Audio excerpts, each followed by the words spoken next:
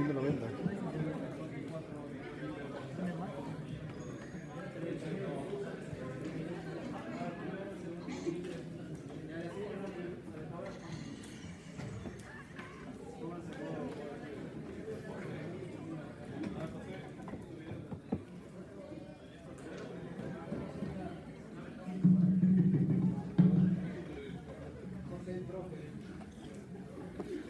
Buenas tardes, vamos a empezar la clase de hoy. Vamos a hablar acerca de funciones motoras de la médula espinal, el tronco encefálico, el cerebelo y el cerebro. Bueno, empecemos hablando acerca de la médula espinal. Bueno, en esa lámina, más o menos para recordar un poco lo que es la parte de neuroanatomía, de repente, recordar que la distribución en cuanto a la entrada de aferencias hacia la médula espinal está dada por parte de las aferencias sensitivas. Dichas aferencias sensitivas van a ingresar a la médula, ¿por dónde? Por las astas anteriores o posteriores. Las astas posteriores, ¿no? Las astas posteriores son sensitivas y las astas anteriores son motoras. Si ustedes se dan cuenta, el nervio periférico va a estar conformado por estos dos tipos de fibras, ¿ya? Ahí está formándose la raíz y el nervio, ¿ya? Entonces, la médula va a tener funciones importantes en lo que es la parte motriz. En esa otra lámina, solamente para observar que en lo que respecta a la anatomía de la médula, tenemos una sustancia gris y una sustancia blanca. En este caso, la sustancia gris es la que va a estar en el centro de la médula. Y la sustancia gris, ¿qué implica? Implica que dentro de ella se van a encontrar los núcleos de las distintas neuronas que están ahí, ¿sí? Lo mismo pasa en la corteza. La sustancia gris es la que está englobando a todos los núcleos celulares, ¿ya? Y por lo tanto, la sustancia blanca, más que todo, va a contener las fibras, ¿sí? A los trayectos nerviosos. Pero estas fibras tienen una organización también muy particular en la médula. Y eso ustedes lo han revisado cuando han visto la parte de anatomía, la parte de sistematización de la médula. Ahí han tocado ese tema. Pero ahí tengo una lámina para poder recordar. Aparte de la sistematización medular, también vamos a ver que hay una disposición en cuanto a la distribución de las neuronas en lo que respecta a esta asta medular. Por ejemplo, en la parte cervical, ya la distribución de las motoneuronas sigue un patrón. Hacia lo medial está siempre las neuronas que van a inervar a los músculos más axiales, los músculos que están en el tronco. Y hacia lateral van a encontrarse aquellas que inervan las extremidades, tanto a nivel cervical como a nivel lumbosacro, ¿ya? Esa va a ser la distribución que van a tener. Ahora, el control que se va a dar sobre estas estructuras, en la parte fisiológica vamos a tener algunas vías que van a controlar y que parten desde el tronco encefálico y van a tener un control sobre la parte medular. Y ahí tenemos algunas vías, ¿no? Las podemos, digamos, dividir en vías mediales y vías laterales. Las que pasan por el medio van a ser los tractos retículoespinales, vestíbuloespinales y textoespinales, ¿ya? Esos van a pasar por la parte medial. Y por la parte lateral tenemos uno muy importante que vendría a ser el tracto rubroespinal, ¿sí? Entonces, mediante todos estos núcleos reticulares, vestibulares, tectales y rúbricos se encuentran en el tronco encefálico, en distintas partes del tronco encefálico, ¿ya? Y aquí más o menos una lámina para que puedan observar, ¿no? Por ejemplo, miren, aquí nosotros vamos a encontrar estos núcleos, ¿no? Tanto el núcleo rojo como los núcleos tectales, los núcleos vestibulares, ¿sí? Estos van a emitir sus proyecciones y van a controlar a estas motoneuronas que se encuentran en la médula espinal, ¿sí? A estas motoneuronas alfa que se encuentran ahí, ¿ya? Ahora, estos núcleos motores van a tener una distribución, ¿no? Por ejemplo, ya saben ustedes que los núcleos motores, o sea, los núcleos de las motoneuronas, van a estar en las astas anteriores. Vamos a ver también que van a tener una distribución, ¿no? Tanto medial y lateral. Y ya les había explicado, ¿no? En una lámina, mediales los músculos axiales, laterales los músculos de las extremidades. Pero también se distribuyen de acuerdo a qué tipo de músculo van a inervar, si son extensores o flexores. Entonces, los ventrales son para los músculos extensores y los dorsales para los flexores. Aparte, estos núcleos motores de cada estrato también se van a intercomunicar, ¿sí? Por unas neuronas propioespinales largas y propioespinales cortas. En esta lámina vemos cómo está esta distribución, no tanto de vías, sobre todo que son las más importantes, solamente para recordarles y para que ustedes puedan identificar de repente por ahí algunos trastornos que se puedan presentar por alteraciones de estas vías y estos núcleos. Por ejemplo, ustedes saben que por estos cordones posteriores, ¿qué tipo de información está viajando en los cordones posteriores? Por estos fascículos, ¿no? Gracílico uniforme. ¿Qué cosa está viajando? Información sensitiva. ¿Pero qué tipo de información sensitiva? Acuérdate que la información sensitiva puede ser superficial, ¿sí? No la mires, ¿eh? Puede ser superficial, ¿como quién? Como el dolor, ¿no? Como el dolor. Y pueden ser profundas. Y las profundas están relacionadas ¿con quién? Con la propiocepción. Entonces, ¿qué tipo de información viaja por estos cordones posteriores? La información propioceptiva. Ya, eso tengan en cuenta. Viaja la información propioceptiva, ¿ya? A diferencia, por ejemplo, por esto que está acá pintado de rojo, lo cual se denomina el haz o la vía córtico-espinal, ¿no? Por ahí pasan todas las fibras motoras, ¿sí? Que vienen de dónde, ¿ah? Estos axones que pasan por aquí, ¿sus núcleos dónde están? A ver si les hago esa pregunta. Los núcleos de estas fibras que pasan por el haz córtico-espinal, ¿de dónde vienen?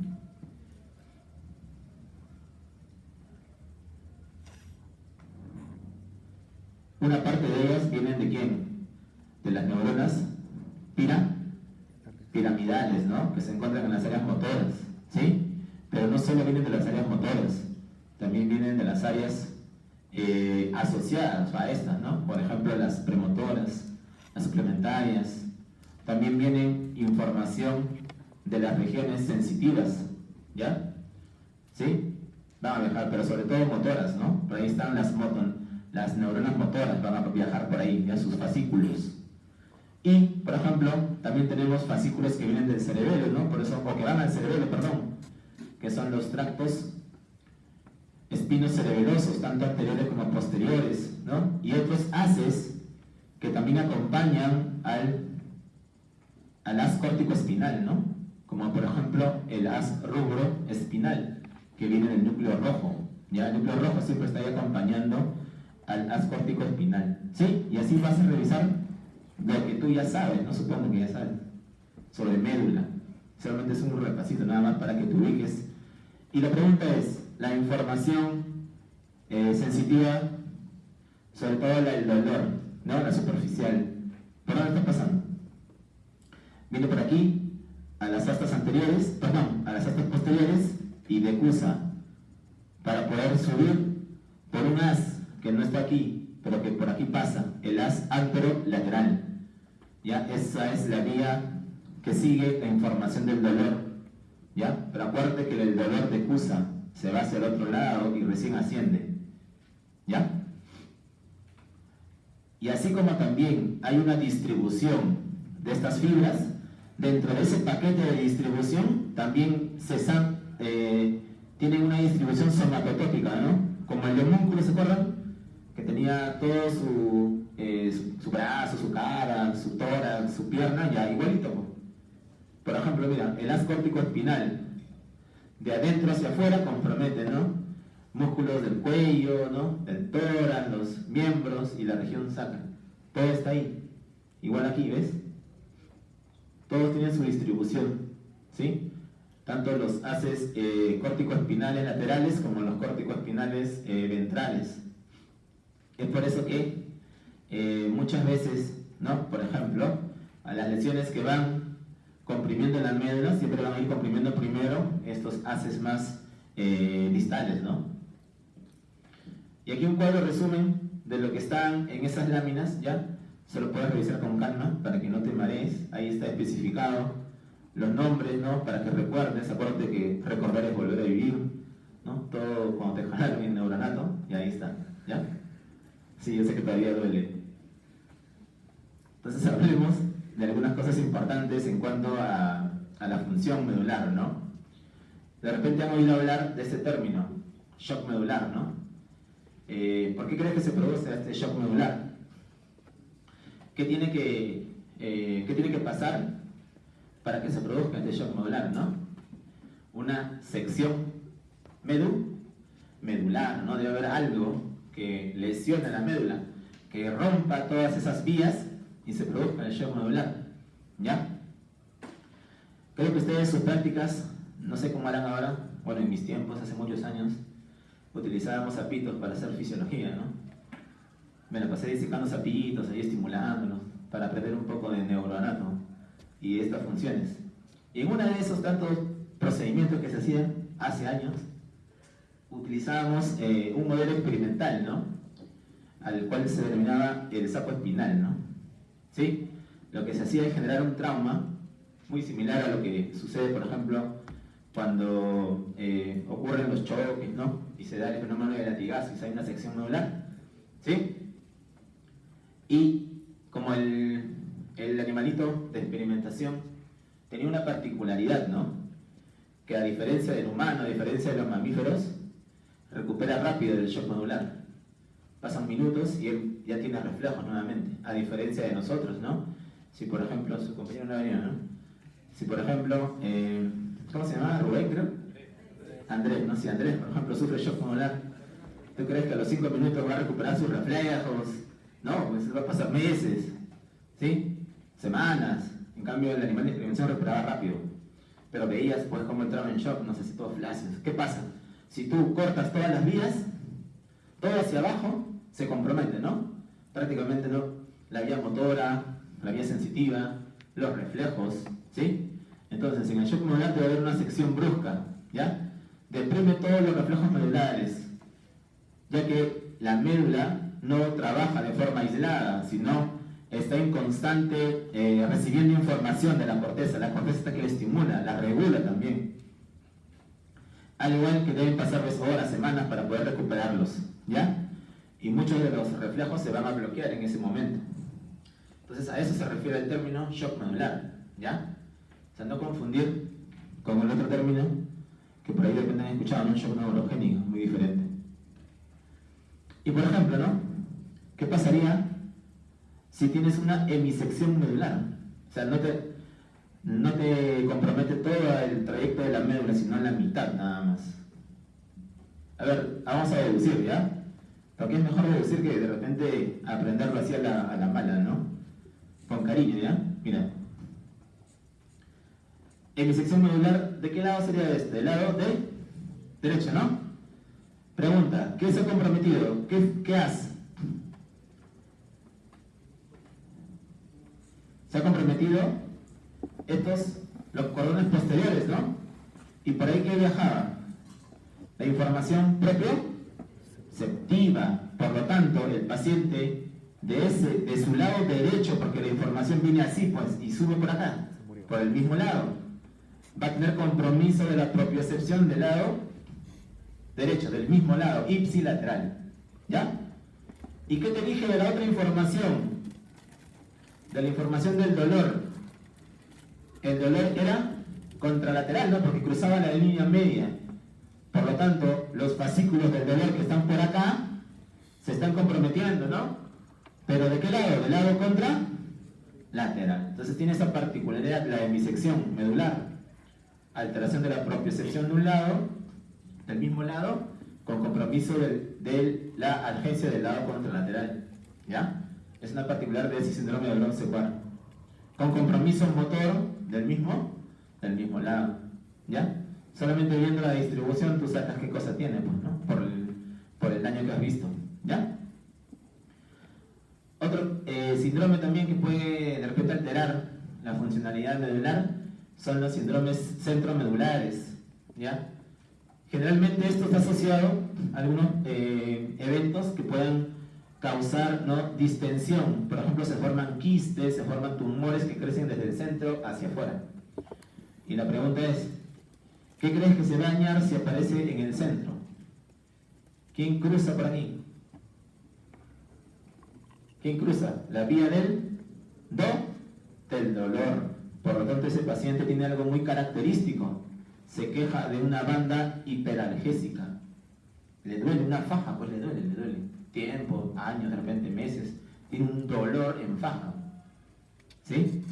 Porque está comprometiendo justo la vía del dolor de unos segmentos medulares, donde está creciendo esa masa, ese quiste, esa tumoración. ¿Ya? ¿Sí? Y mira acá, lo que está en rojo es lo que está alterado. Y eso se denomina la degeneración de las columnas posterolaterales. ¿Sí? Esto también se le denomina degeneración combinada subaguda. ¿Y por qué crees que se da eso? ¿Por qué crees que... Miren lo que se está dañando, ¿eh? Se están dañando... La clase pasada vimos las fibras, ¿no? ¿Se acuerdan cuáles eran las más veloces? Las fibras más veloces eran las motoras o las sensitivas. Las motoras, ¿no? Y en segundo lugar, ¿cuáles eran? Las sensitivas. En ese ejemplo de daño medular, ¿quién se está comprometiendo? ¿Las fibras más veloces o no? Sí, ¿no? ¿Y por qué creen? Y eso pasa en pacientes ancianos de repente, o aquellos que dejan de comer algo que es muy rico, ¿no? Que se vuelven veganos, vegetarianos de repente, ¿no? Sin suplemento de vitamina B12, ¿ya? ¿Sí? Acuérdate que la B12, ¿dónde la vas a encontrar? ¿En alimentos de origen? La mayor cantidad está ahí concentrada, ¿sí o no? Si tú no consumes alimentos ricos en este tipo de vitamina, con los años, acuérdate que la depleción, más o menos en cuánto tiempo se verá la depleción de lo que tú tienes. Promedio 3 años, ¿no? Dependiendo de tu reserva hepática. En 3 años más o menos en promedio comienzan los síntomas, ¿no?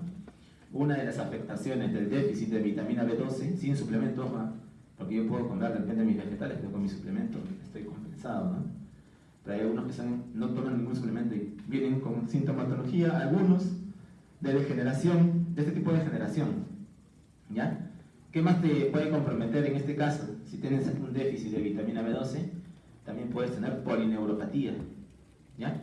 ¿Qué es una polineuropatía? Es la afectación de 2 o más nervios periféricos de manera sincrónica y simétrica, ¿sí? ¿Y qué más puedes tener? Puedes tener demencia, ¿ya? Algunos pacientes, sobre todo los ancianos, que a veces no comen o están en procesos de repente patológicos y los cuales no pueden ingerir alimentos, les pasa eso, ¿ya? Entonces recordar, siempre que veas eso, por déficit de vitamina B12. Mira, este otro ejemplo solamente está dañado en los cordones posteriores. ¿Qué enfermedad crees que daña solamente los cordones posteriores? Mira, solamente los cordones posteriores. Que hace tiempo pues, se veía bastante, ¿no? Ahora ha bajado un poco. Ha bajado en general, ¿no? Antes se veía bastante. ¿Sabes? Es una enfermedad infecciosa. Que de repente... No, eso no. ¿De repente te ha dado alguna vez? Empieza con ese, de sapo. ¿Sarampión? Sarampión, ese es compañero. ¿O sí? ¿Alguna otra opción? Muy bien, ¿no? ¿La ves? ¿Alguna vez te ha dado? Sífilis, muy bien. ¿Sí? Sífilis. Con eso lo salto que no nadie me ha dado sífilis. Muy bien. Sífilis, ¿ya? Eso es lo que se conoce como entabe dorsal, ¿ya? Afectan los cordones posteriores, ¿sí? Y hay otras enfermedades que solamente afectan las astas anteriores, generalmente las enfermedades desmineralizantes, ¿ya? O las degenerativas también pueden afectarlas.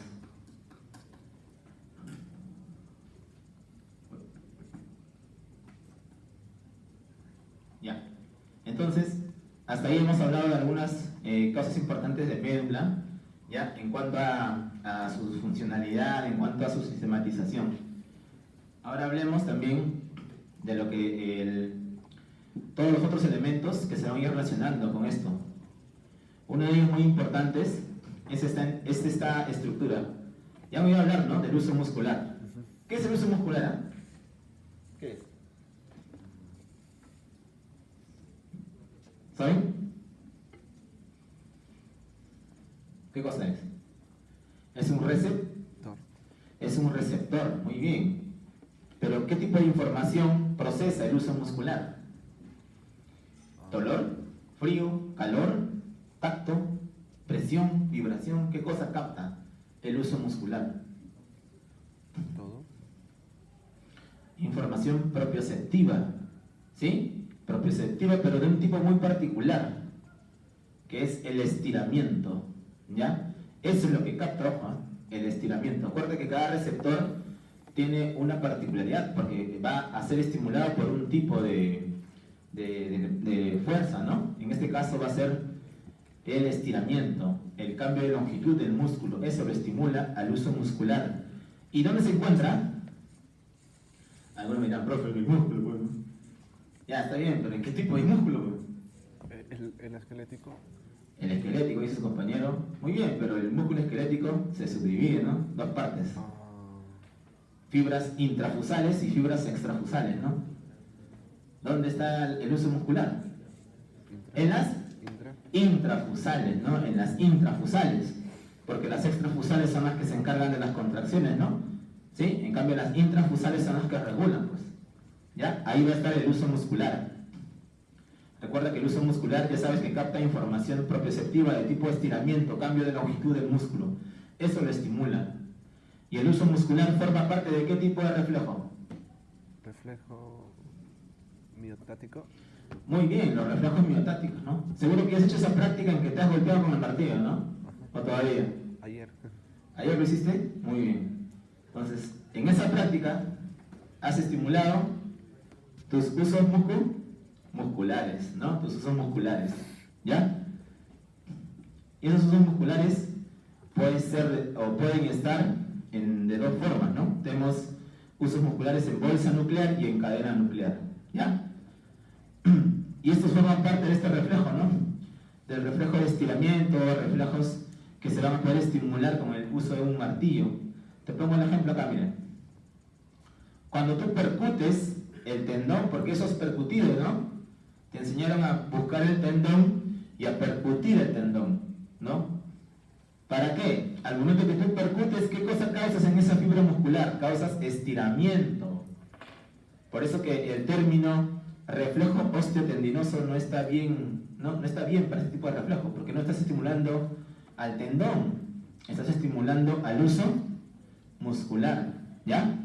Al golpearlo, estimulas el uso muscular, va la información por su vía aferente y genera una sinapsis.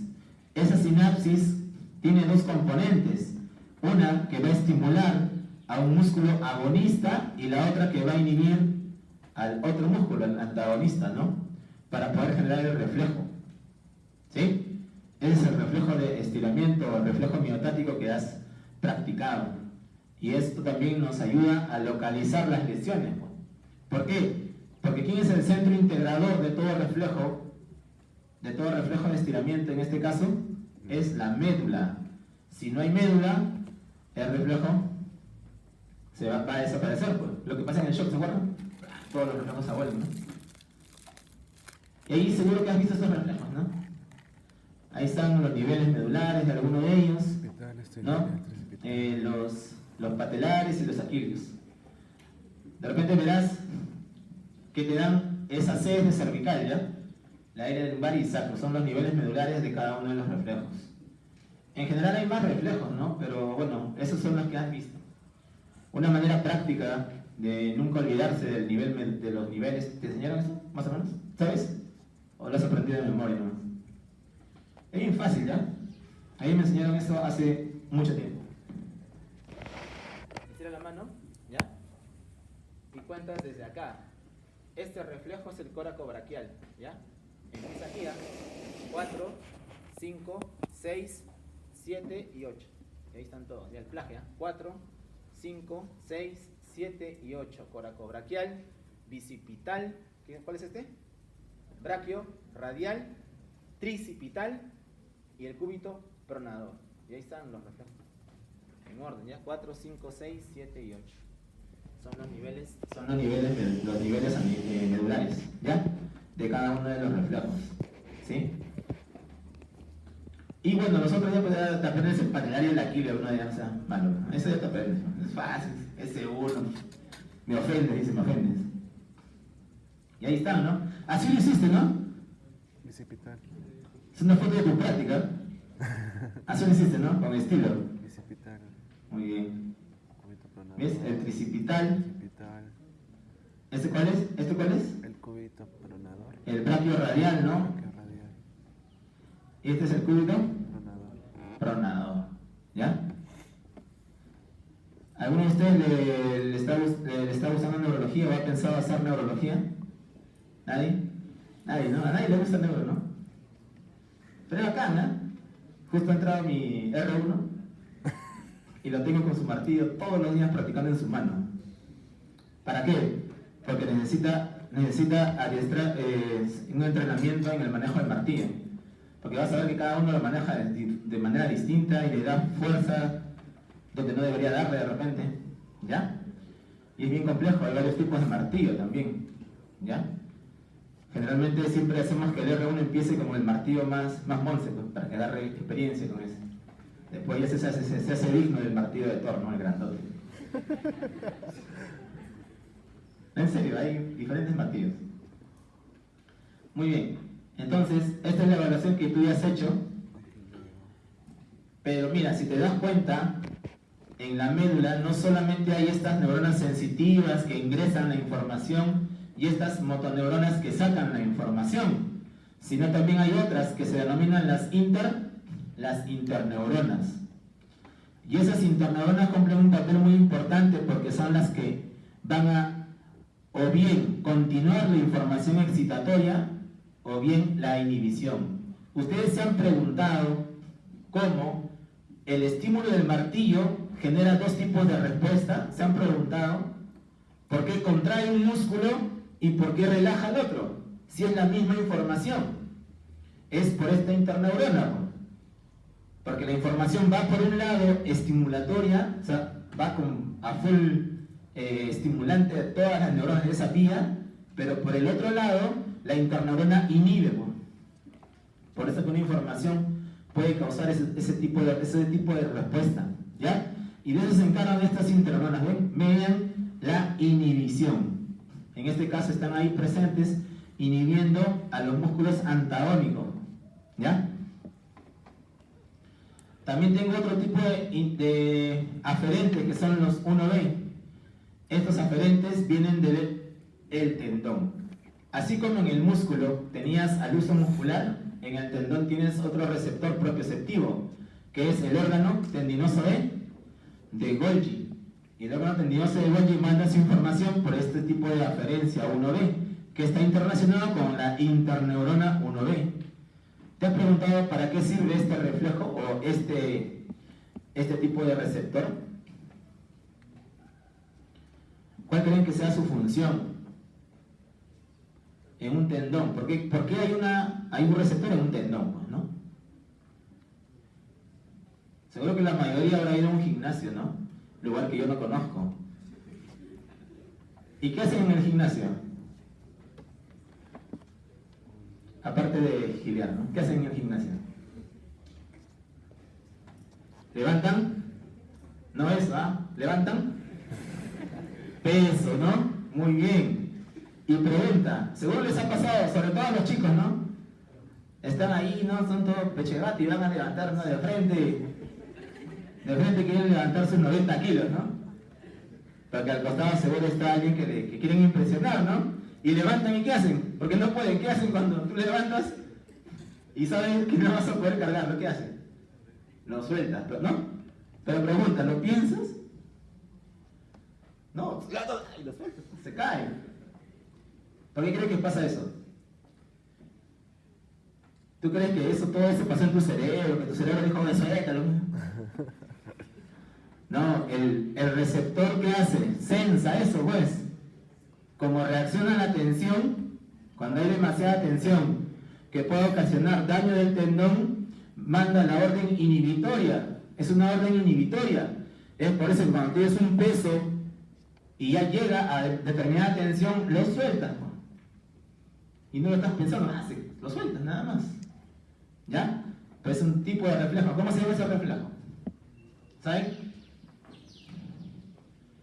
Ahí está, mira, ¿ves? Estás con tu peso y lo sueltas, ¿no? Tus 20 kilos no pudiste, ¿no? Lo sueltas.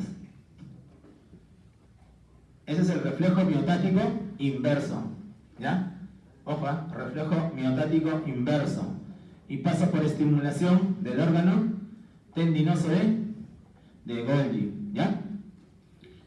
El reflejo de retirada y otro es el reflejo de flexo extensor en retirada, ¿ya? El reflejo de retirada es bien fácil. Se da porque se estimula un receptor nociceptivo. Ojo, cada reflejo que te estoy mencionando es por un receptor específico, ¿no? Hemos hablado del uso muscular para los reflejos miotáticos. Hemos hablado del órgano tendinoso de Golgi para otro tipo de reflejo.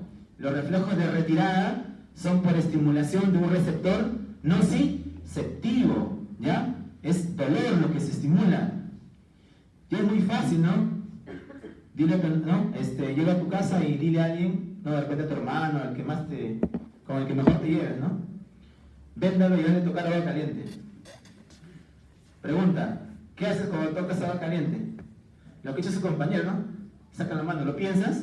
Dices, oye, mejor saco la mano, ¿no? No lo piensas, sale. O cuando estás en tu mochila, ¿no? Buscando y por ahí encuentras tus agujas, ¿no? Que ya usaste ayer, y te pinchas. ¿Qué hacen? Retiras la mano. Y luego que viene recién la respuesta, ¿no? El dolor, por ahí lloras, ¿no? ¿Sí? Pero es por dolor. El reflejo de retirada es por dolor. ¿Ya?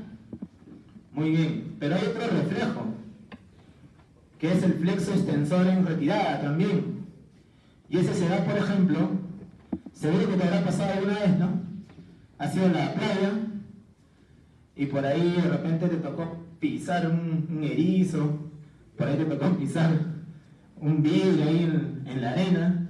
Pregunta, ¿qué haces? ¿Sigues a lo macho ahí? ¿Lo pisas más? ¿Qué haces? Muy bien, su compañero lo dijo, ¿no?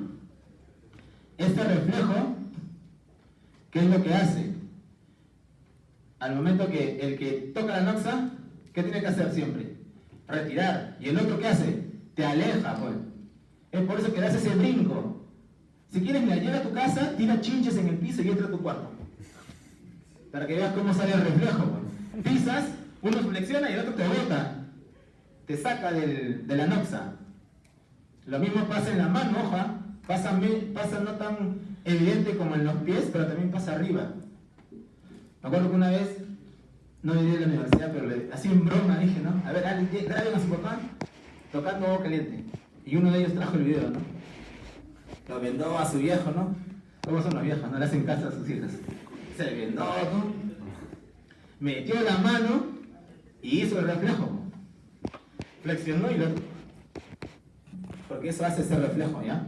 ¿Y por qué creen? ¿Por qué creen que un estímulo en una mano genera una respuesta en la otra, que es la del chavo? ¿Por qué creen eso? ¿Cómo se comunicó la información de un lado hacia el otro lado? Por una interneurona. ¿Sí? Todos esos fenómenos se han explicado por las interneuronas. ¿Quedó claro, no? Y hay una interneurona muy importante que va a inhibir muchos de los reflejos, muchas de las respuestas motoras que se dan a nivel medular, que es la interneurona de Renshaw. De repente alguna vez te ha dado, ¿no? Pregunta, ¿ustedes chicos se han vacunado? Contra todo, dice. Contra todo, dice, contra el papiloma también, dice, contra todo. Vamos chicos. Contra el tétano, contra el tétano. Contra el tétano sí, ¿no? La mayoría, ¿no? ¿A nadie le ha dado tétano? ¿Nadie? Bueno, la toxina del tétano afecta a esta interneurona. Y si esa interneurona se afecta, no hay quien regule la respuesta motora. ¿Han escuchado hablar de la posición de epistótonos? ¿Sí? ¿Cómo es un epistótonos? Es una extensión de todo el tronco, ¿no? Forma un arco que se apoya en los talones y en el occipucio, un arco así de la persona.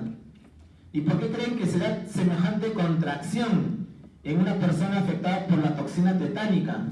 Porque ha afectado a esta interneurona de Renshaw, que media la inhibición. ¿Sí? Entonces, una mínima respuesta genera la contracción de varios grupos musculares. Es por eso que en la antigüedad, ¿qué hacían con esos pacientes? Los encerraban. Si a ti te hubiera dado tétano hace, no sé, unos 100 años, te encerraban en un cuarto oscuro y te dejaban ahí hasta que se te pase, ¿no? Porque sabían que librándolo de estímulos, al menos en algo mejoraría de repente, ¿no? Estaría más tranquilo. ¿Ya? Entonces, recordar esto, de la interneurona de Renshaw, que es esta, que está aquí en negrito. Por si acaso, esta hasta aquí, del libro que me he basado para los gráficos es Eric Kandel, ¿ya? Eric Kandel de Neurociencias. Y otros reflejos que también están relacionados con la médula, por ejemplo, es el rascado. Pregunta, ¿tú piensas antes de rascarte que su compañero cómo se está rascando? ¿Tú crees que él ahorita está pensando, oye, me voy a rascar así con estilo, ¿no? Para el profe. No, es un patrón ya establecido. ¿Sí? Es un patrón establecido. No te faltes, ¿eh? Es un patrón establecido. Que ya está. Hay una forma. ¿No? No lo piensas. ¿Sí? Y también en patrones de locomoción. Pregunta, ustedes, al momento que sale, por ejemplo, imagínate, ya, suena el timbre, acabó la clase, todos se paran y se van. Pregunta, ¿tú piensas? Ah, no, voy a caminar hoy día con estilo, ¿no? No, caminas. Es un patrón de locomoción que también está establecido. Todo eso está regulado por la médula. ¿Ya? ¿Quedó claro hasta acá? ¿Médula? ¿Sí? Hablemos del tronco, la parte que de repente más te estimula. El tronco encefálico. ¿Ya? Cuando hablamos del tronco encefálico y el control motor, vamos a mencionar que en el tronco tenemos aquí en el bulbo, la protuberancia y el mesencéfalo. Ahí se encuentran prácticamente varios centros reguladores. En primer lugar tenemos centros reguladores de la respiración, centros reguladores del ritmo cardíaco, ¿no? Cardioestimuladores, cardioexcitadores, también del equilibrio, de los movimientos oculares. ¿Sí? Todos esos están en el tronco encefálico. Ahora, hay un tracto que sale de los núcleos rojos. ¿Se acuerdan dónde están los núcleos rojos? Están en el mesencéfalo, ¿no? Los núcleos rojos. Y de ahí sale la información por el tracto rubroespinal, ¿ya? Y estos generalmente van a controlar a los músculos flexores, ¿ya? El tracto rubroespinal controla eso. Y, sobre todo, siempre la información, acuérdate que se tiene que cruzar la línea media, ¿ya? Van a cruzar la línea media. Ahora, ahí está un dibujito para que veas dónde están los núcleos rojos, ¿sí? Y, bueno, lo que ya te había mencionado, siempre facilita la actividad de los flexores. Ahora, te hago una pregunta. ¿Qué es lo que sucedería si hay una afectación por debajo del núcleo rojo o una afectación por encima del núcleo rojo? ¿Qué es lo que pasaría? Se generan unas posturas típicas, ¿no? Que se denominan las posturas de decorticación y las posturas de descerebración. ¿Sí? ¿Sabes? ¿Te acuerdas cómo era el decorticado? ¿Sí lo has visto? Mira, su compañero ha hecho algo bien interesante, ¿no? Ha hecho esto. ¿Eso qué es? ¿Qué cosa es eso lo que te vas a hacer? Muy bien, ese es descerebrado, ¿no? Pero el decorticado, ¿cómo es? es con la flexión en C de los brazos. Se flexiona el brazo, el antebrazo, se flexiona la muñeca y los dedos, todo flexionado. ¿Y dónde está la lesión? En ese ejemplo. Si tú seccionas aquí, ¿quién sigue intacto? El núcleo rojo, ¿sí o no? Si yo secciono arriba, el núcleo rojo no le pasa nada, sigue intacto. Por lo tanto, su función es la que va a predominar. Y por lo tanto, ¿qué te he dicho? ¿Qué hace el núcleo rojo? Facilita la acción de los flexores. Por lo tanto, la postura que adoptará es de la decorticación. ¿Sí? Pero si la lesión está por debajo, pregunta, ¿se daña o no la eferencia del núcleo rojo? Claro, la estás cortando. ¿Tú crees que habrá flexión? No, pues porque ya no va a mandar la orden. Por lo tanto, se genera la otra postura que su compañero lo hizo bien bacana. Si quieren estudiar descerebrado con su compañero. La postura del descerebración. ¿Ya? Con extensión, pues todo se extiende. ¿Sí? Ahí está. ¿Ya? Si querías dibujito, ¿no? Prueba con dibujito, ahí está. ¿Ya? Los tractos retículo-espinales tienen una función particular. Van a actuar sobre los músculos antigravitatorios. Tú te preguntarás, ¿qué, profe? ¿Por qué los antigravitatorios? ¿Que se va a ir a un planeta con más gravedad? No, los antigravitatorios hacen que yo esté parado, por ejemplo. ¿Tú crees que ahorita cada uno de ustedes no está luchando contra la fuerza de gravedad? Claro, para estar sentados, para estar en esas posiciones de cada uno. Y los músculos que están actuando son los que están inervados por estos núcleos reticulares, ¿no? ¿Ya? O sea, esos músculos que te permiten estar parado es porque están guardando un cierto tono. Y los que le dan esa información son estos núcleos, tanto los pontinos como los vulvares. ¿Ya? Ellos van a estar de manera contraria actuando sobre los músculos antigravitatorios. Ya eso nunca te olvides. Y ahí están, vienen de los núcleos reticulares, del puente, y este es el puente. Desde ahí vienen, del puente y del bulbo raquídeo. Y el tracto vestibular, el cual también va a tener un control postural, ¿sí? Porque, por ejemplo, tú puedes estar tu cuerpo en una posición y tu cabeza en otra, y no pierdes el equilibrio, porque estos núcleos están mandando la información de los cambios de la posición de la cabeza de acuerdo a su eje central. Y es por eso que nos mantenemos así. ¿Ya? Entonces, todos estos tractos van a estar regulando lo que es la motricidad, la locomoción, la posición, ¿ya? La parte motora. Y vienen de estos núcleos. Estos son los núcleos vestibulares, ¿ya? Que están en el tronco. Y desde ahí la información viene a regular los músculos del cuello, ¿no? Los músculos del eje axial. Y el último tracto que también tiene mucho que ver, pero sobre todo con la posición de la cabeza y los movimientos de los ojos. Y recibe información visual, que es el aspecto espinal, ya que se encuentra cercano a los tubérculos cuadrigémenos superiores. ¿Ya? Esto también va a tener una función importante en lo que es la regulación. Y desde aquí viene, ¿no? Desde ahí, desde el aspecto espinal, ¿ya? Acuérdate. También se ha visto que el tronco encefálico va a controlar algunos movimientos estereotipados, como por ejemplo la succión, el bostezo, los movimientos de las manos, en algunos casos el llanto también, ¿sí? Y estos generalmente se ha podido evidenciar. ¿Has escuchado hablar de la anencefalia? La anencefalia es un defecto en el cierre del tubo neural, ¿no? En el cual hay ausencia de lo que es tejido cortical, no solamente queda ¿qué cosa? Tronco encefálico. Y hay esos neonatos anencefálicos que pueden vivir de repente días, incluso meses. Y se ha visto en ellos este tipo de respuesta, por eso que la colocan ahí. Muy bien, hablamos un poco del cerebelo. El cerebelo, muchas veces menospreciado, ¿sí? Tiene funciones muy importantes en lo que es el movimiento. Sin el cerebelo, tú perderías, ¿qué cosa perderías sin el cerebelo? ¿El solo el equilibrio? El movimiento armónico. Sobre el equilibrio. El movimiento armónico de los movimientos. Miren lo que yo estoy haciendo. Estoy hablando con ustedes, pero a la vez que estoy haciendo. Subiendo las escaleras. ¿Me he caído? ¿Estoy viendo las escaleras? ¿No? ¿Por qué? Porque al inicio, ¿qué pasó al inicio?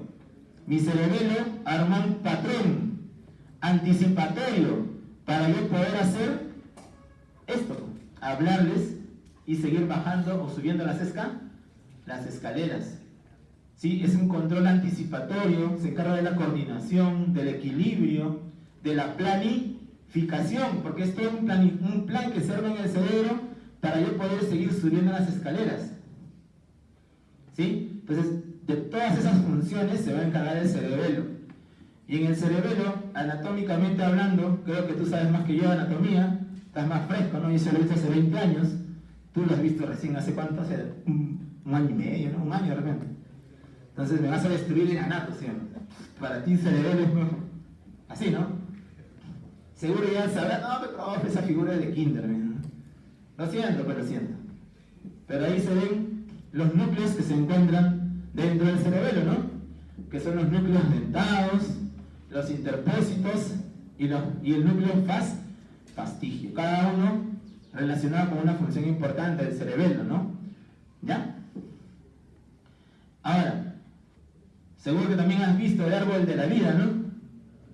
¿Sí te acuerdas, no? No te acuerdas nada, creo. ¿Cómo es el árbol de la vida? A ver. Ahí está, bueno, lea. Ahí está. ¿Te acuerdas la mnemotecnia para el árbol de la vida? Sí te acuerdas de la mnemotecnia, ¿no? ¿Qué? ¿No aprendes con mnemotecnia, Nato? ¿Cómo aprendes? Mnemotecnia, ¿sí o no? ¿Cómo era? Lima. ¿Qué? Ya, bueno, ahí lo lees, ¿no? Para ahí está el árbol de la vida, ¿no? ¿Eso qué es, ah? ¿Qué estructura conforma ese árbol de la vida? ¿Cómo se llama esa estructura? El vermis. Ese es el vermis. ¿Sí? Y el vermis está controlando ¿qué cosa? ¿Qué eje? ¿Qué controla? ¿Movimientos de quién? ¿O el equilibrio de quién? Axial, muy bien, axial. Mientras que los hemisferios controlan las manos. ¿Sí?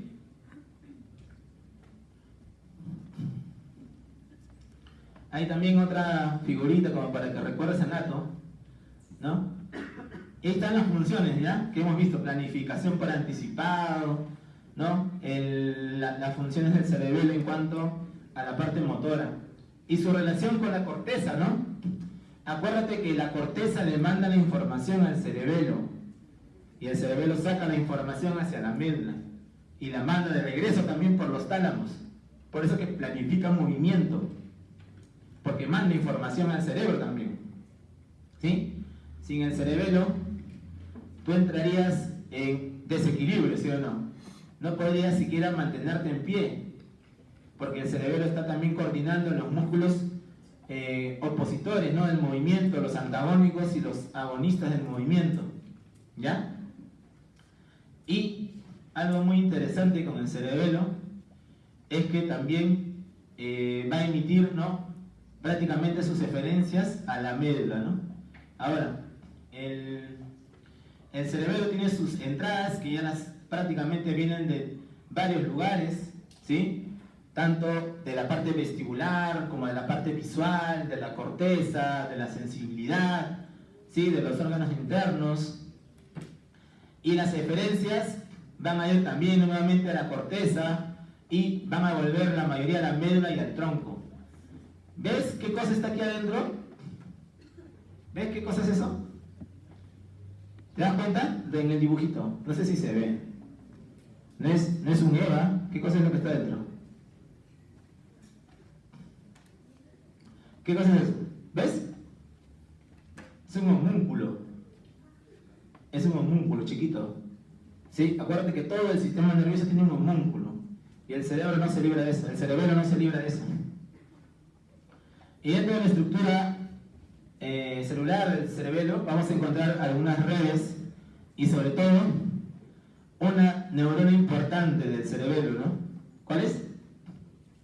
La neurona de Purkinje, ¿ya? Ahí está, la neurona de Purkinje. Y hay varias vías que están llegando y vías que están saliendo, ¿no? Hay una vía que te gusta mucho, ¿no? Las vías trepadoras, ¿sí? Y hay otra vía que son las vías o las fibras musgosas, ¿ya? Que van a entrar al cerebelo y van a salir de él. Y el cerebelo, entonces, dentro de la evaluación de alteraciones del cerebelo, yo puedo tener, por ejemplo, las que están ahí. ¿Tú sabes qué es esto? Miren. ¿Alguna vez has visto la prueba índice-nariz? Es bien sencilla. Pones tu dedo, imagínate que tu dedo es el micrófono, ¿ya? Y el paciente tiene que tocar tu dedo y tocar su nariz. Mira, algo tan simple, ¿eh? Tocar el dedo, tocar la nariz. Tocar el dedo, tocar la nariz. Lo tiene que hacer rápido. Incluso con los ojos cerrados. Yo sigo tocando la nariz, sigo subiendo las escaleras. ¿Sí? ¿Qué pasa? No sabe. El paciente con alteración en los hemisferios cerebelosos, ¿qué es lo que hace? No llega. Hay una hipermetría, se va del dedo. Y eso creo que lo van a hacer en su práctica. Por ahí, leyendo en el micro, vi que había una práctica en la cual estás así con tu dedo, ¿no? Ya, hay hipermetría, se va. O hay hipometría, se queda antes, se frena y lo busca, ¿no? Ya, es lo que está ahí graficado. ¿Sí? Y lo otro, los movimientos alternantes, como se están viendo ahí. No puede ser algo tan sencillo como la pronación y la supinación. No puede pronar ni supinar. Lo hace así. Porque no hay un adecuado control de los agonistas y antagonistas para hacer ese movimiento.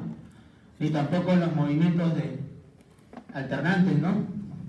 Algo tan fácil como esto, ¿no? Miren. Algo tan fácil como esto no lo puede hacer. ¿Ya? ¿Y qué más? El paciente con alteración en el cerebelo puede cursar con ataxia, ¿no? La ataxia cerebelosa. ¿Ya? Justo el día de hoy hemos examinado a una paciente mujer que viene solamente con ataxia. Una mujer que más o menos tiene un tiempo de enfermedad de 4 meses de ataxia. Y algunos le habían dicho que era un infarto, pero la paciente no tiene pérdida de fuerza. Su fuerza es más que la tuya. Tiene fuerza, pero no puede caminar, ¿no? ¿Y por qué no camina? Porque no tiene equilibrio, está atáxica, no puede caminar por la ataxia, no por la pérdida de fuerza. ¿Ya? Muy bien. Ahora, haciendo una recapitulación, ya hemos hablado de los reflejos, ¿no? Algunos movimientos rítmicos, y hablemos ahora de los movimientos voluntarios. Estos van a estar regidos, o mejor dicho, van a partir de ¿dónde? Del cerebro, ¿no? Y estos tienen una particularidad interesante. Los movimientos voluntarios tienen una finalidad. Y algo muy importante, ¿mejoran con quién? Con la práctica, ¿sí? ¿Tú te acuerdas la primera vez que saliste al campo a volar tu cometa? ¿Te acuerdas? ¿Sí? No podías volarla, ¿no? Se te caía. ¿Y ahora cómo eres? Un experto volando cometas, ¿sí o no? ¿Sí? Claro, porque ¿qué hiciste? Todos los días volabas cometas, pues, para poder mejorar. ¿Sí? Y por eso es que ahora eres un experto. Porque todo movimiento voluntario mejora con la práctica, ¿ya? Lo mismo pasa, por ejemplo, cuando aprendes un juego, de repente que involucra los miembros superiores, ¿sí? Y hay varios mecanismos de control, ¿no? Los control por retroacción y el control que se va a producir, el control anticipador. Me olvidé mi pelotita, pero con la pelotita lo que hacía yo era esto, ¿no? Tirar. ¿Y cuál es tu reacción? ¿Ah? ¿Agarrarla? Claro, está bien. Pero primero, ¿qué cosa ves? Lo primero es agarrarla, ¿tú crees? Si yo te lanzo una pelota, lo primero que vas a pensar es agarrarla. Lo que su compañera ha hecho, ¿no? Tratar de evadirlo. Y luego recién, si está viniendo hacia ti, porque pregunta, ¿qué pasaría si yo en vez de tener una pelota de hule, tengo una pelota de acero acá en la mano y te la lanzo? ¿Cómo? Muy duro. No, claro que es duro, pues, ¿no? Pero me refiero a que primero La primera mecanismo que se va a activar es lo que dijo su compañera, ¿ya? Y luego recién eso, pero eso se da gracias a la visión, porque gracias a que uno ve. Igualmente, tenemos que hay una equivalencia motora. Mira lo que dice ahí. Hay distintos patrones de escritura, pero de distintas formas, ¿no? Ahí lo han hecho escribir con la mano izquierda, lo han hecho escribir creo con el antebrazo, lo han hecho escribir con el pie, pero pregunta, en todas estos ejemplos, ¿qué notas? ¿Que soy igual? ¿Cómo que soy igual? La información que se le dio al paciente de escribir algo, una frase, pregunta, ¿se ha tratado de hacer o no? Claro, porque eso está en el cerebro, o sea, el cerebro captó la información, la orden que le estás dando, el sistema motor, el sistema sensitivo, el cerebelo, el tronco, todo lo ha procesado, se procesó y se manda la orden. ¿Se manda la orden a quién? A la mano derecha. Tu mano derecha, de repente la mayoría de los que están aquí sentados es la más hábil, ¿no? Algunos la izquierda y algunos son ya ambidiestros, ¿no? Son hábiles con las dos manos. Pero, pregunta, si te mandan a escribir con el pie, ¿tú crees que podrás hacerlo? Inténtalo, vas a llegar a tu casa y haces esa payasada de escribir, vas a ver que sí se va a poder, porque el mismo patrón ya está establecido. El cerebro lo que hace es mandarle la orden a otro grupo muscular para que pueda hacer lo mismo. Si quieres, ponte el lapicero en la boca y escribe. Y vas a ver que también vas a poder por ahí trazarlo. ¿Sí? Eso es por la equivalencia motora que se encuentra a ese nivel. Bueno, las interterrenas ya saben. El control superior de la función motora, entonces, va a estar dado por distintos niveles. Pero ¿quién está arriba? Mira, la corteza. ¿Sí? La corteza está arriba comandando todo. Pregunta. La información antes de llegar a la corteza, ¿por dónde pasa según el gráfico? Toda información antes de llegar a la corteza, ¿por quién tiene que pasar? ¿Por él? Por el tálamo, ojo, ¿eh? La información siempre pasa por el tálamo. Pero hay una que puede evadir al tálamo y llegar a la corteza sin pasar por el tálamo. ¿Cuál? ¿Quién dijo quién? ¿Alguien escuchó por ahí? Muy bien. El olfato, ¿ya? El olfato. Se pregunta el examen de admisión, ¿no? El olfato, ¿ya? Y acá hay una estructura que de repente todavía no hemos mencionado, ¿no? Que son los ganglios basales. ¿Sí? Los ganglios basales también van a ser estructuras muy importantes para lo que es el movimiento, ¿sí? Y ahí está la corteza motora. Así como en la médula las neuronas motoras estaban en las astas anteriores, en el encéfalo, todo lo anterior a la cisura central va a estar relacionada con la función motora. Y todo lo posterior a la cisura central o cisura de Rolando va a estar relacionada con la con el gráfico. Y ahí está el homúnculo, ¿ya? Y las áreas que están aquí son las áreas suplementarias y áreas premotoras, ¿ya? Entonces la corteza primaria se va a encargar prácticamente de controlar, ¿no?, a estos grupos musculares.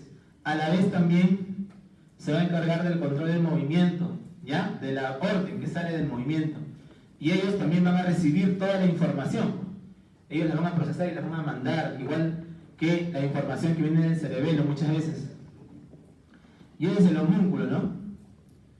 Pregunta, ¿por qué el homúnculo es así, tan feo? ¿Por qué no es proporcional? ¿Por qué no dibujaba ahí a alguien más proporcional, no? Porque lo que está ahí reflejado es en proporción al área de corteza que está dada para esa función. Y pregunta, ¿ahí quién tiene una buena cantidad de corteza? La mano, ¿no? Porque la mano prácticamente es la que va a realizar mayor tipo o la mayor cantidad de funciones motoras que tú tienes, ¿no? Ahorita nada más mira cuántas funciones motoras. Allá su compañero está agarrando cocachos al del costado. Acá su compañero está que juega con los, ¿no? Allá no sé qué hará tu compañero con las manos abajo hace rato, ¿no? Ahí todos están con las manos abajo, ahí en esa fila, ¿no?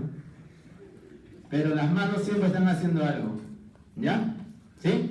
Por eso que tienen mayor cantidad, ¿no? Y mayor cantidad de grupos musculares también, ¿ya? Ahora, las otras cortezas también tienen función. Por ejemplo, la suplementaria generalmente está relacionada con movimientos más complejos, sobre todo movimientos de los brazos, ¿ya? La corteza premotora también está relacionada sobre todo más a nivel articular y a nivel de un grupos musculares relacionados con una articulación. Pero todo eso va a trabajar en conjunto, acuérdate que no trabajan por separado, ¿ya? Y la premotora en sí va a preparar el movimiento, ¿sí? Es la que va a preparar al sistema para poder realizar esto. Y la premotora es la que también se va a relacionar con las otras estructuras, ¿no? Con los ganglios basales, con el tálamo. Ahora, las lesiones de las cortezas motoras, miren lo que dice aquí. Parálisis flácida o espástica. ¿Cuál crees que sea? Hago hincapié en eso porque seguro que en algún momento vas a leerlo y te vas a confundir, ¿ya? Te voy a explicar para que más o menos entiendas qué es lo que sucede. Cuando pasa, por ejemplo, imagínate que me da un infarto, ¿ya? Me da un infarto cerebral. La pregunta es, al momento que yo me infarto, imagínate que me infarto la parte motora de mi hemisferio izquierdo. ¿Qué no voy a mover? Mi lado derecho. Pregunta, todo mi cuerpo, ¿cómo crees que estará en el momento que yo me infarte, en el momento agudo, las primeras horas, los primeros días? ¿Estará espástico o estará flácido?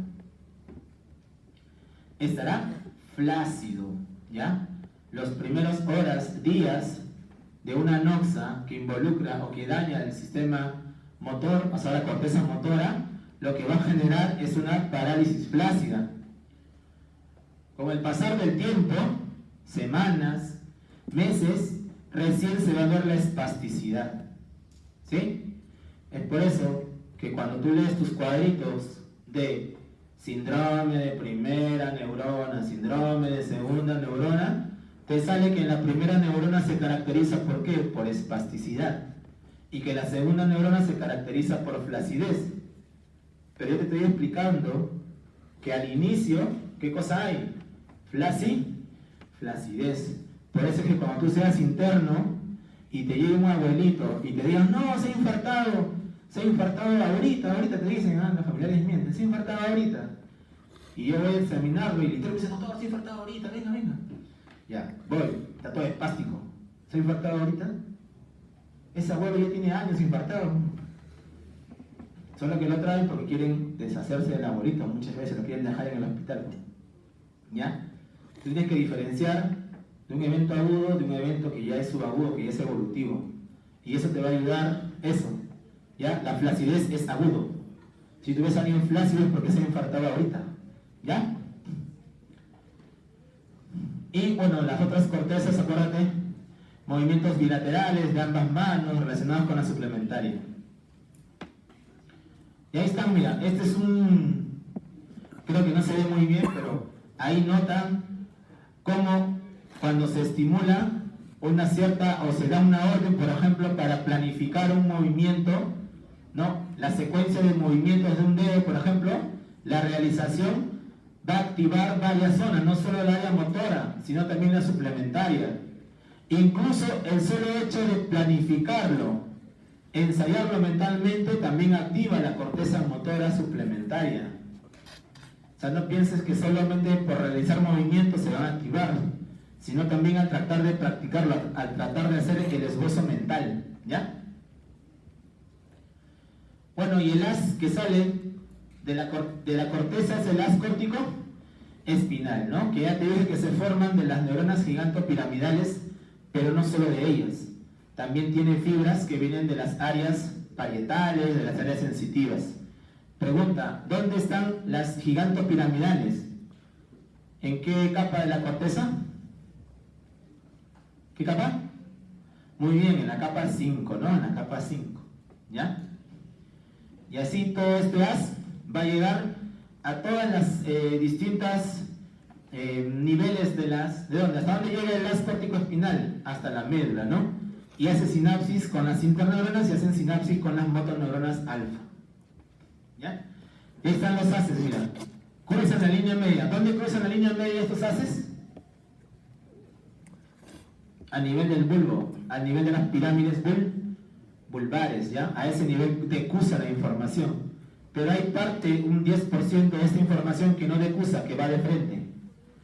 ¿Ya? Ese es el haz que acompaña, en este caso, el directo, ¿ya? Es el haz corticoespinal directo. Es el córtico rubroespinal, ya te lo explicaba hace rato, ya lo sabes. Y para terminar, los ganglios basales. Mira, los ganglios basales son todas esas estructuras que, como su nombre lo indica, están en la base, ¿ya? Y ahí está, por ejemplo, hay un núcleo que le gusta a tu compañero, ¿no? ¿Cuál es ese núcleo? El putamen, ¿ya? Ahí también está el núcleo caudado, ahí también está el globo pálido, el subtálamo, la sustancia nigra, ¿ya? Todos ellos van a tener... ¿Qué pasó? Llegó a distinto... Está desmilinizado, ¿no? Llegó lento la información por ahí. Falta mielina, falta mielina. Siempre pasa, ¿no? Siempre llegan por allá así, se ríe, hay tiempo. Muy bien. Ahora, estos circuitos con los ganglios basales van a poder facilitar muchas veces. ¿Te has puesto a pensar ese dicho que dice, si aprendes a montar bicicleta nunca te olvidas? Ya. ¿Por qué crees que pasa eso? Porque todo el patrón de movimiento para esa actividad se queda aquí, pues, en los ganglios basales. Lo mismo pasa con cortar. ¿Te acuerdas cuando cortabas tijera a los 5 años? Cuando cortabas ahí tu papelito a los 5 años, era un mamarracho lo que hacías, ¿no? Ahora algunos sí, igual, ¿no? Pero algunos han mejorado, ¿sí? Y eso también se guarda ahí. Lo mismo que tocar, por ejemplo, o teclear, todo eso está relacionado con los ganglios basales, ¿ya? Porque en esas vías existen algunas que inhiben y que van a favor del movimiento. De los dos lados hay, ¿ya? Y una de estas es el circuito de tu compañero, ¿no? El circuito del putamen, ¿ya? El putamen va a ser una estructura que se va a encargar sobre todo de ejecutar movimientos de manera subconsciente, todos aquellos que han sido aprendidos. Todas esas vías pasan por el putamen, ¿ya? Y hay algunas alteraciones que pueden involucrar a este circuito y sobre todo al putamen, al globo pálido. Por ejemplo, mira, este ejemplo, si tú observas, son movimientos de contracción, o sea, hay una contracción y prácticamente contornean la extremidad, ¿no? ¿Te das cuenta, no? Está así, movimientos de contorsión. Y eso se denomina atetosis, ¿ya? Cualquier alteración de los ganglios basales me va a traer como consecuencia movimientos involuntarios. ¿Ya? Toda alteración de los ganglios basales me trae como consecuencia movimientos involuntarios. Esto es involuntario. Por ejemplo, aquí, mira, el subtálamo también es una estructura importante que va a regular el movimiento. Cuando se afecta el subtálamo, se produce una alteración que se denomina hemibalismo. Yo me acuerdo, hace unos años, cuando era R1, me acuerdo que me llegó a la emergencia una señora de 45 años y me llegó así, ¿ah? Así. No les miento, entró así a la emergencia. Y encima entró y me dijo, doctor, me han dado de alta, no quiero decir de qué hospital. Me han dicho que solamente me bajan la glucosa. Y yo, de R1, dije, ese es un movimiento involuntario. Pero, ¿qué tipo de movimiento es? ¿Qué tipo que creen que sea? Así está. Sí.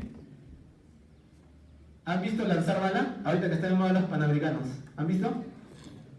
¿Cómo hacen? ¿No? Ya. Por eso se llama hemibalismo. ¿Sí? Nunca te vas a olvidar si lo ves. Es hemivalismo. Y esa paciente, ¿sabes lo que tenía? Tenía un hemivalismo por hiperglicemia. Los pacientes diabéticos mal controlados pueden hacer microhemorragias a nivel de los núcleos de la base y pueden generar movimiento involuntario. ¿Ya? Esta señora tenía sus movimientos involuntarios porque ella decía que hace 10 años era diabética, pero como su vecina le dijo que si tomaba no sé qué hierba se iba a curar de la diabetes, y como el endocrinólogo le había dicho que necesitaba insulina, ella le hizo caso aquí a la vecina, pues no, porque la vecina ha estudiado, ha hecho su fellow en endocrinología, pues no, y todos sus 10 años se estado con su hierba, pues. Y ahí estaban las consecuencias, ¿no? ¿Sí? Viene complicada con su diabetes y con movimiento involuntario. ¿Sabes cuánto tiempo estuvo con movimiento involuntario? Casi como 2 meses, ¿eh? ¿Te imaginas 2 meses? En serio, tenemos que amarrarla, ¿no? Y por ahí se puede escapar, ¿eh? Bien complejo ese casito, ¿ya? Luego, miren, lesiones del putamen producen corea. La corea más clásica, ¿no? De repente es la corea de Huntington, o también llamada el mal del baile de San Vito, como ven acá, mira. ¿Qué pasa? ¿Por qué sí? Es San Vito, de santo, ¿no? Ya estás pensando en otra cosa, ya mejor no digo nada. ¿Ya? Y como se dan cuenta en la lámina, la corea es distinta al hemivalismo porque son movimientos más, digamos, de menos amplitud, que involucran a la extremidad, pero de manera más distal. Se hace esto, más distal, ¿sí? No es tanto proximal como el hemivalismo, ¿ya? Y la otra es lesiones en la sustancia negra, que ustedes ya conocen, ¿no? Alguna vez han hablado, o alguna vez por ahí han expuesto de repente Parkinson, ¿sí? Parkinson es una enfermedad que afecta a la sustancia negra, que produce gran cantidad de dopamina y produce la triada, ¿no? De rigidez, asinencia y temblor. Sí, el popular temblor de reposo, ¿no? ¿Quién será? Creo que es muy viejo esa lámina, va a cambiar de actor, ¿ya? Ahí está, de Volver al Futuro, ¿no? Muy bien. Él ha tenido Parkinson, ¿ya? Y otro circuito es el circuito del caudado, que te ayuda a, ¿qué cosa? Planificación, ojo, cognitiva, ¿ya? Cognitiva de ciertos patrones motores. Y un clásico ejemplo, ya para acabar, un ejemplo es, mira, imagínate que te encierren, imagínate que yo ahorita salgo y meto un león a este salón. ¿Qué hacen? ¿Se quedan ahí escuchando al león? ¿Qué hacen? ¿Corren, sí o no? Pregunta, su cerebro les dijo, oye, mejor hay que correr, ¿no? Eso es algo, es una respuesta que prácticamente está mediada por ¿quién? Por el circuito del caudado, ¿ya? Por eso les puse el león ahí, pues. Tiene que salir, que huir, ¿ya? Muy bien.